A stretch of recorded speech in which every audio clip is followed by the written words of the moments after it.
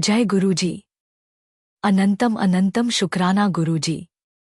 संगत जी, अब जो सत्संग आप सुनने जा रहे हैं वो किसी कल्पना या कहानी पर आधारित नहीं है। यह एक संगत के दिल से निकला शुद्ध शुक्राने का भाव है, जहां हर शब्द में विश्वास है और हर सांस में गुरुजी की कृपा। आइए पूरे श्रद्धा भाव से इस शुक्राना सत्संग को सुनते हैं। जय गुरुजी। संगत जी, ਅੱਜ मैं गुरु जी ਦਾ ਸ਼ੁਕਰਾਨਾ ਕਰਨਾ ਹੈ। मैं ਸ਼ੁਕਰਾਨੇ ਦੀ ਸ਼ੁਰੂਆਤ ਮੰਤਰ ਜਾਪ ਨਾਲ ਕਰਾਂਗੀ। ਓਮ ਨਮः शिवाय, शिव जी सदा सहाय। ओम नमः शिवाय, गुरु जी सदा सहाय। जय गुरु जी। ਸ਼ੁਕਰਾਨਾ ਗੁਰੂ ਜੀ। मैं ਕਦੋਂ ਗੁਰੂ ਜੀ ਨਾਲ ਜੁੜੀ ਇਹ ਤਾਂ ਮੈਨੂੰ ਵੀ ਨਹੀਂ ਪਤਾ। ਸ਼ਾਇਦ 2023 ਵਿੱਚ ਜਦੋਂ ਅਸੀਂ ਆਪਣਾ ਘਰ ਲੱਭ ਰਹੇ ਸੀ। ਮੈਂ ਕਿੰਨੀ ਵਾਰ ਘਰ ਵੇਖਣ ਗਈ, ਪਰ ਕੋਈ ਵੀ ਪਸੰਦ ਨਹੀਂ ਆ ਰਿਹਾ ਸੀ। ਮੈਂ ਉਸ ਵੇਲੇ YouTube 'ਤੇ ਗੁਰੂ ਜੀ ਦੇ ਸ਼ਾਰਟਸ ਵੇਖਦੀ ਹੁੰਦੀ ਸੀ। ਪਰ ਹੌਲੀ-ਹੌਲੀ ਕਦੋਂ ਮੈਂ ਸਤਸੰਗ ਸੁਣਨ ਲੱਗ ਪਈ, ਪਤਾ ਹੀ ਨਹੀਂ ਲੱਗਿਆ। ਫਿਰ ਉਹ ਦਿਨ ਆ ਗਿਆ ਘਰ ਖਰੀਦਣ ਦਾ। ਗੁਰੂ ਜੀ ਨੇ ਇੰਨਾ ਸੋਹਣਾ ਘਰ ਦਿਲਾਇਆ। ਜੈ ਗੁਰੂ ਜੀ। ਸ਼ੁਕਰਾਨਾ ਗੁਰੂ ਜੀ। ਘਰ ਮਿਲਣ ਤੋਂ ਬਾਅਦ ਗੁਰੂ ਜੀ ਨੇ ਮੈਨੂੰ ਹਸਪਤਾਲ ਵਿੱਚ ਕੇਅਰ ਦੀ ਨੌਕਰੀ 'ਤੇ ਵੀ ਲਗਵਾਇਆ, ਜਿਸ ਦਾ ਮੈਂ ਸਦਾ ਸੁਪਨਾ ਵੇਖਦੀ ਹੁੰਦੀ ਸੀ। ਸ਼ੁਕਰਾਨਾ ਗੁਰੂ ਜੀ। ਮੈਂ ਹੁਣ ਪ੍ਰੈਗਨੈਂਟ ਹਾਂ। ਮੇਰੇ ਕੋਲ ਪਹਿਲਾਂ 2 ਕੁੜੀਆਂ ਨੇ। ਮੈਂ ਗੁਰੂ ਜੀ ਨੂੰ ਅਰਦਾਸ ਲਗਾਈ ਸੀ ਮੁੰਡੇ ਵਾਸਤੇ। ਦਸੰਬਰ ਨੂੰ ਮੈਨੂੰ ਸਕੈਨ ਤੋਂ ਪਤਾ ਲੱਗਿਆ ਕਿ ਮੇਰੀ ਝੋਲੀ ਵਿੱਚ ਗੁਰੂ ਜੀ ਨੇ ਮੁੰਡੇ ਦੀ ਦਾਤ ਬਖਸ਼ੀ ਹੈ। ਸ਼ੁਕਰਾਨਾ ਗੁਰੂ ਜੀ। ਅਨੰਤਮ ਅਨੰਤਮ ਸ਼ੁਕਰਾਨਾ ਗੁਰੂ ਜੀ। ਹੁਣ ਮੇਰੀ ਇਹੀ ਅਰਦਾਸ ਹੈ ਗੁਰੂ ਜੀ, ਸੁਖੀ ਸਾਂਦੀ ਮੇਰੀ ਝੋਲੀ ਵਿੱਚ ਭਾਗਾ ਵਾਲਾ, ਕਰਮਾਂ ਵਾਲਾ ਅਤੇ ਤੰਦਰੁਸਤ ਮੁੰਡਾ ਦਿਓ। ਜਿਸ ਦਿਨ ਮੇਰੀ ਝੋਲੀ ਵਿੱਚ ਮੁੰਡਾ ਆ ਜਾਵੇਗਾ, ਉਸ ਦਿਨ ਮੈਂ ਫਿਰ ਸ਼ੁਕਰਾਨਾ ਕਰਾਂਗੀ। Thank you Guru ji. ਸ਼ੁਕਰਾਨਾ ਗੁਰੂ ਜੀ। ਕਿੰਨੇ ਲਫ਼ਜ਼ਾਂ ਵਿੱਚ ਗੁਰੂ ਜੀ ਦਾ ਸ਼ੁਕਰਾਨਾ ਕਰਾਂ, ਉਨਾ ਹੀ ਥੋੜਾ। शुक्रान मेरे गुरु जी। अनंतम अनंतम शुक्राना मेरे गुरु जी। संगत जी, यह सत्संग हमें यह याद दिलाता है कि गुरु जी की कृपा शब्दों की मोहताज नहीं होती। कभी घर बनकर, कभी रोजगार बनकर और कभी जीवन की सबसे बड़ी नेमत बनकर गुरु जी खुद प्रकट हो जाते हैं। अगर इस सत्संग को सुनकर आपके दिल से भी शुक्राना निकला हो तो मन ही मन कहिए शुक्राना गुरुजी और कमेंट में जरूर लिखिए जय गुरुजी। अनंतम अनंतम शुक्राना गुरुजी। गुरुजी सदा सहाय। संगत जी, आइए एक और प्यारा सत्संग सुनते हैं। जय गुरुजी। संगत जी, मेरे मालिक, मेरे दाता, मेरे परमपिता गुरुजी महाराज के पावन चरणों में मेरा अनंत अनंत शुक्राना। कोटि कोटि प्रणाम। सारी गुरु परिवार की संगत को जय गुरुजी। नमः शिवाय। शिव जी सदा सहाय। नमः शिवाय। गुरुजी सदा सहाय। संगत जी, मेरा नाम आप काव्या मान लीजिए। असली नाम जरूरी नहीं, सत्संग जरूरी है। नोएडा में रहती हूँ। शादी को 9 साल हो चुके हैं। जॉइंट फैमिली है, सास ससुर, ननद, देवर, हम दोनों और हमारी 6 साल की बेटी। आज जो सत्संग मैं शेयर करने जा रही हूँ वो किसी बड़ी ट्रेजेडी का नहीं है। ये सत्संग है एक ऐसी बहू की कहानी का जो घर में सब करती थी पर खुद को कोई नहीं महसूस करती थी।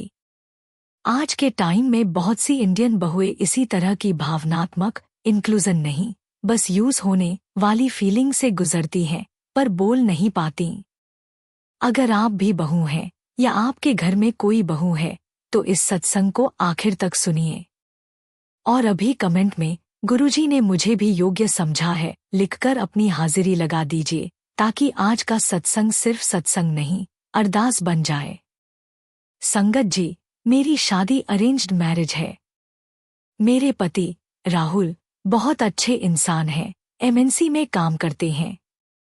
ससुराल भी देखने में अच्छा लगा, अपना घर, सेठ परिवार, नियम कायदे, पर बहुत बड़ी कोई समस्या नहीं दिखी। शादी के शुरुआती साल बहुत नॉर्मल रहे। सुबह उठना, रसोई, ऑफिस, शाम को वापस आकर फिर किचन, घर के काम। मैंने सोचा, चलो बहू बन गई हूँ, ये सब तो चल ही रहा है। धीरे धीरे मैंने नोटिस करना शुरू किया।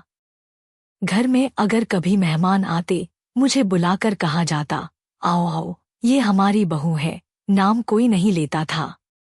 जब टीवी पर कोई डिस्कशन होता, न्यूज़, पॉलिटिक्स, कोई भी टॉपिक, सबकी आवाज सुनाई देती, पर मेरी राय पूछने की जरूरत किसी को नहीं लगती। जब भी घर की किसी डिसीजन की बात होती, बेटी की पढ़ाई, निवेश, बाहर घूमने की प्लानिंग, तो सास ससुर और राहुल मिलकर बात करते। मेरे हिस्से सिर्फ काम आता, ये बना दे, वो पैक कर दे। मैं ये नहीं कहती कि उन्होंने मेरे साथ बुरा सलूक किया। उन्होंने कभी गाली नहीं दी, कभी ताना नहीं मारा। पर मेरी पहचान हमेशा किसी न किसी के साथ जुड़ी रहती थी। राहुल की वाइफ, इस घर की बहू, नन्ही की मम्मी। कभी कोई नहीं बोला, काव्या क्या कहती है। कई साल तक मैंने इसे नॉर्मल समझा, पर अंदर कहीं ये सवाल उठने लगा, क्या मेरा खुद का कोई वजूद नहीं? मैं सिर्फ सबके लिए काम करने का नाम हूं। संगत जी, एक छोटी सी घटना ने अंदर जमा सब कुछ बाहर ला दिया। राहुल को ऑफिस से एक प्रेजेंटेशन बनाना था, एचआर पॉलिसी पर। मैं खुद एचआर बैकग्राउंड से हूं, तो मैंने कहा, मैं हेल्प कर दूं? राहुल ने कहा, हाँ बढ़िया, तुझे तो आता है। मैंने रात को बेटी को सुलाकर पूरा स्लाइड डेक बनाया, पॉलिसी पॉइंट्स, एग्जाम्पल्स, सब कुछ। राहुल ने अगले दिन प्रेजेंटेशन दिया, काफी सराहना हुई। शाम को घर पर सब बैठे थे, सास ससुर, ननद, देवर। राहुल ने खुशी में बताया, आज मेरी प्रेजेंटेशन से सब इम्प्रेस हो गए। ससुर जी बोले, देखा, हमारा बेटा कितना होशियार है। सासू माँ बोली, इस घर के खानदान का खून है। मैं वहीं बैठी थी, चाय परोस रही थी। राहुल भी उस समय भूल गए कि मैं भी साथ थी पिछली रात।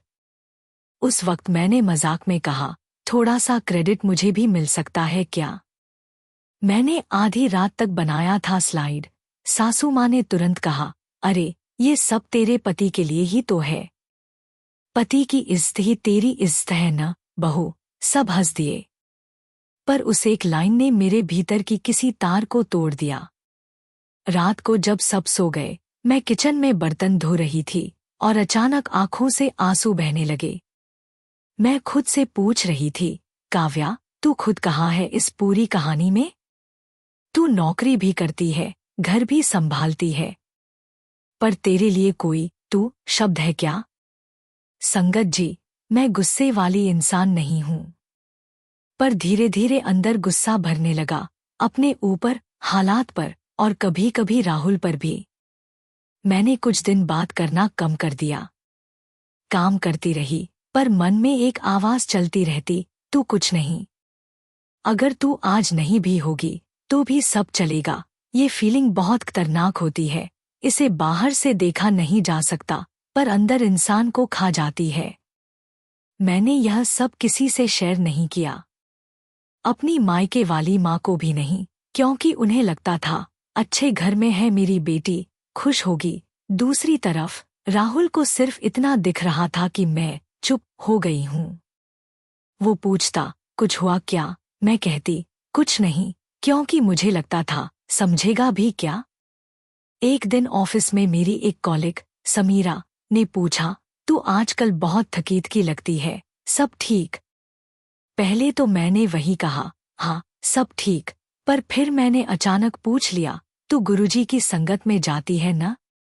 वो अक्सर जय गुरुजी स्टेट्स लगाती थी। उसने बोला, हाँ, क्यों? मैंने कहा, मुझे लगता है कि मैं खुद को खो बैठी हूँ, बस इतना ही कहा और आंखें भर आईं। समीरा ने ज्यादा कुछ नहीं पूछा। उसने कहा, इस संडे मेरे साथ सत्संग चल। वहां किसी को प्रूव नहीं करना, बस बैठना है। संगत जी, मैं गई। पहली बार जिंदगी में मैं खुद के लिए कहीं बैठी थी, ना पति के लिए, ना बेटी के लिए, ना घर के लिए, बस अपने लिए। वहां शब्द चल रहे थे, लोग शांत बैठे थे। मैंने आंखें बंद की और मन में कहा, गुरुजी, मैं बुरी नहीं हूं, पर मैं खुश भी नहीं हूं। मुझे मेरी जगह दिखा दो, इस घर में, इस रिश्ते में, इस जीवन में। सत्संग में किसी बहन ने अपना अनुभव सुनाया, वो भी बहू थी, उसे भी हमेशा फ्लो में रहना पड़ता था, उसकी भी कोई अपनी पहचान नहीं थी। उसने बताया कि कैसे गुरुजी की महिमा से उसने अपने व्यवहार में छोटे छोटे बदलाव किए, ना झगड़ा, ना ड्रामा, बस धीरे धीरे अपने लिए भी जगह बनानी शुरू की। उनकी यह लाइन मेरे दिल में उतर गई, सेवा का मतलब खुद को मिटा देना नहीं, सेवा का मतलब है खुद की इज्जत रखते हुए दूसरों के लिए खड़े रहना। मैंने वहीं बैठकर अरदास की, मालिक, मुझे भी यही संतुलन दे दो, मैं सेवा करूं, पर खुद को गायब न कर दूं। संगत जी, गुरुजी ने मेरे घर आकर कुछ नहीं बदला। उन्होंने सासू माँ के डायलॉग नहीं हटाए, न ही जादू से सबको एनलाइटेंड बना दिया। उन्होंने मेरा रुख बदला। मैंने खुद से 3 छोटे वादे किए। अपनी बात प्यार से पर साफ बोलूंगी। हर काम हाँ कहकर नहीं, सोचकर करूंगी। अपनी नौकरी और टैलेंट को साइड में नहीं रखूंगी। संगत जी, सत्संग जारी रहेगा, लेकिन उससे पहले एक छोटी सी बेहद जरूरी बात आपसे शेयर करनी है। संगत जी, इस चैनल का छोटा सा प्रयास है हर दिन गरीब और जरूरतमंद बच्चों को भोजन करवाना। यह पवित्र सेवा गुरुजी की प्रेरणा से निरंतर चल रही है। रोजाना कई मासूम बच्चे गुरु कृपा से पेट भरकर सोते हैं और उनके चेहरों पर मुस्कान लौटती है। अगर आप भी इस पुण्य सेवा का हिस्सा बनना चाहते हैं, तो श्रद्धा अनुसार सेवा राशि देकर इन बच्चों की मुस्कान में अपना योगदान जोड़ सकते हैं। गुरुजी कहते हैं, सेवा वो पुल है जो मनुष्य को परमात्मा तक पहुंचाता है। जब स्क्रीन पर क्यूआर कोड दिखाई दे तो इन आसान स्टेप्स को फॉलो करें। जैसे ही क्यूआर कोड दिखे, उसका स्क्रीनशॉट ले लीजिए। अपने मोबाइल की गैलरी में जाकर उस फोटो को खोलिए। अपने किसी भी यूपीआई ऐप, फोन पे, पेटीएम आदि में स्कैन फ्रॉम गैलरी का विकल्प खोलिए, उस इमेज को सेलेक्ट करके सेवा राशि जोड़े। संगत जी, आइए अब इस सत्संग को आगे बढ़ाते हैं। पहले तो बहुत डर लगा, अगर मैंने मना किया तो क्या कहेंगे, बहू बदतमीज हो गई। लेकिन मैंने गुरुजी का नाम लेकर पहला कदम उठाया। एक दिन घर में मेहमान आए। फिर वही इंट्रोडक्शन शुरू हुआ, ये हमारी बहू है, ये हमारा बेटा है, ये हमारी बेटी है। मैंने मुस्कुराकर खुद ही आगे बढ़कर कहा, नमस्ते आंटी जी, मैं काव्या एचआर में काम करती हूँ, फला कंपनी में। किसी ने मना नहीं किया, किसी ने टोका नहीं। सिर्फ मुझे ही लगा कि मैंने बड़ा काम कर दिया। पर मेरे लिए वो बहुत बड़ा स्टेप था। पहली बार मैंने खुद अपना नाम लिया, अपने मुंह से, अपने लिए। घर में इन्वेस्ट करने की बात चल रही थी, कुछ पैसे एफडीज में रखने थे या किसी प्लान में। ससुर जी, राहुल और देवर बात कर रहे थे। मैं रसोई से सुन रही थी। पहले वाली काव्या क्या करती? चुप रहती। उस दिन मैंने खुद से कहा, अगर तू नहीं बोलेगी तो कोई तुझे बुलाने नहीं आएगा। मैं बाहर आई और कहा, पापा जी, अगर ठीक लगे तो मैं भी अपनी राय दे सकती हूँ। एचआर में होने की वजह से थोड़ा फाइनेंस एक्सपोजर भी है। उन्होंने थोड़ी हैरानी से देखा, पर बोले, हाँ बोलो। मैंने 2-2.5 प्रैक्टिकल पॉइंट्स बोले, रिस्क, रिटर्न, लिक्विडिटी इत्यादि पर। बात खत्म हो गई। रात को राहुल ने कहा, आज अच्छी बात बोली थी तूने। पापा भी इम्प्रेस लगे। मुझे लगा, अरे ये तो उतना बड़ा ड्रामा भी नहीं था जितना मैं अपने दिमाग में बना रही थी। एक बार फिर प्रेजेंटेशन वाली सिचुएशन आई। इस बार मेरी खुद की ऑफिस प्रेजेंटेशन थी। उसी दिन सासू माँ ने कहा, कल तेरी ननद के ससुराल वाले लंच पर आ रहे हैं, तू सारा खाना बना लेना। मैंने सोचा, ऑफिस प्रेजेंटेशन प्लस पूरा खाना सिंगल हैंडेडली, फिर वही थकान, फिर वही इनविजिबल मेहनत। पहले वाली मैं हाँ बोल देती। उस दिन मैंने थोड़ी हिम्मत करके कहा, मां जी, कल मेरी ऑफिस में बहुत इम्पोर्टेंट प्रेजेंटेशन है। मैं सुबह तक जितना हेल्प कर सकूंगी कर दूंगी, पर मेन खाना देवरानी भी थोड़ा सी कर ले, आप भी देख लेना। मैं चाहूं तो सब करूं, पर कल मेरे लिए भी इम्पोर्टेंट है। सासू माँ ने पहले तो चुप्पी साधी, चेहरे पर हल्की नाराजगी भी थी। पर मैंने गुरुजी को याद किया और आवाज नरम रखी, टोन रिस्पेक्टफुल रखा। अगले दिन मैं सुबह जल्दी उठी, कुछ प्रेप करके निकली। शाम को लौटी तो देखा, सब मैनेज हो चुका था। कोई भूखा नहीं मरा, कोई घर नहीं टूट गया।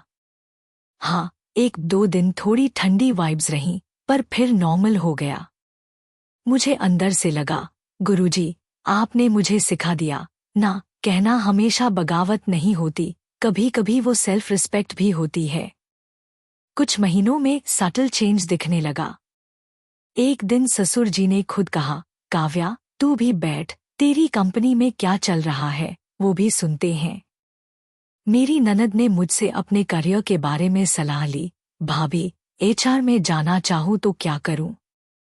बेटी की पीटीएम पर सासू माँ ने सामने वाली मम्मी से कहा, हमारी बहू जॉब भी करती है और घर भी संभालती है, हमें उस पर गर्व है। पहले वो सिर्फ कहती थी, हमारा बेटा बहुत मेहनत करता है। संगत जी, ये सब ओवरनाइट नहीं हुआ। बीच बीच में कुछ दिन ऐसे भी आए जब पुरानी बातें सुनने को मिली, आजकल की बहुएं खुद पर ज्यादा ध्यान देती हैं, वगैरह। पर अंदर अब एक और आवाज भी थी, मैं भी इस घर की जिम्मेदारी हूँ, सिर्फ सर्विस नहीं। और वो आवाज गुरुजी की महिमा से आई थी, क्योंकि उन्होंने मुझे अंदर से मजबूत किया, बाहर से खुरा नहीं बनाया। आज मैं वही काम करती हूँ।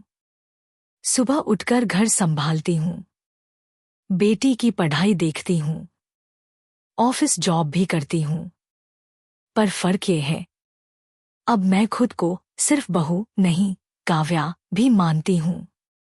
अब मैं घर की बातों में सिर्फ सुनने वाली नहीं, बोलने वाली भी हूँ, सम्मान के साथ। और सबसे बड़ा, अब मैं खुद से शर्मिंदा नहीं, खुद पर हल्का सा गर्व महसूस करती हूँ, बिना अहंकार के। गुरुजी ने मेरे लिए ये नहीं किया कि सबको बदल दिया, उन्होंने मुझे बदल दिया, इतना कि अब मैं खुद के लिए भी खड़ी हो सकूं और घर के लिए भी झुक सकूं। शुक्राना मेरे गुरुजी। आपने मुझे सेवा छोड़ना नहीं सिखाया, बल्कि सेवा के साथ रिस्पेक्ट जोड़ना सिखाया। संगत जी, अगर आप भी किसी घर की बहू हैं और आपको लगता है कि आपकी मेहनत दिखती है पर आपकी पहचान नहीं, आप सबके लिए हैं पर आपके लिए कोई नहीं पूछता, आप चुप हैं पर अंदर से रोती हैं, तो आज बस 2 छोटे कदम उठाइए। रात को 2 मिनट गुरुजी के आगे बैठकर बोलिए, मालिक, मुझे अपनी पहचान याद दिला दो। कल घर में किसी एक जगह बहुत नरमी से पर साफ शब्दों में अपनी बात रखिए, झगड़े के लिए नहीं, अपनी जगह के लिए। कमेंट में अगर आप इतना लिख दें, मैं भी अपनी पहचान की इज्जत करूंगी, तो ये आपके लिए पहला संकल्प बन जाएगा। अगर आप सास हैं या देवरानी ननद हैं, तो कमेंट में लिखिए, गुरुजी की दया से मेरा जीवन धन्य हुआ है, ताकि घर सिर्फ रिश्ते से नहीं, रिश्तों की इज्जत से चले।